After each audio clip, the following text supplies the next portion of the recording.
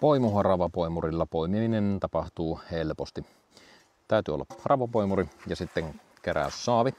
Minä käytän 170 senttisenä poimijana tämmöistä 40 litran muovisaavia sen vuoksi, että se on minulle sopiva korkeus. Saavin suuaukko on aika lähellä maanpintaa silloin, kun seison selkä suorana.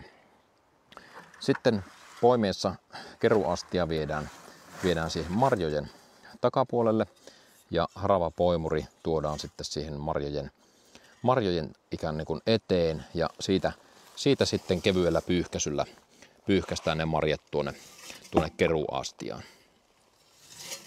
Elikkä noin.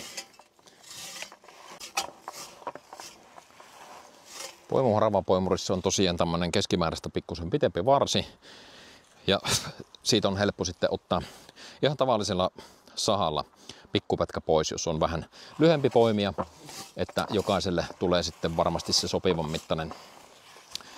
mittainen haravapoimuri.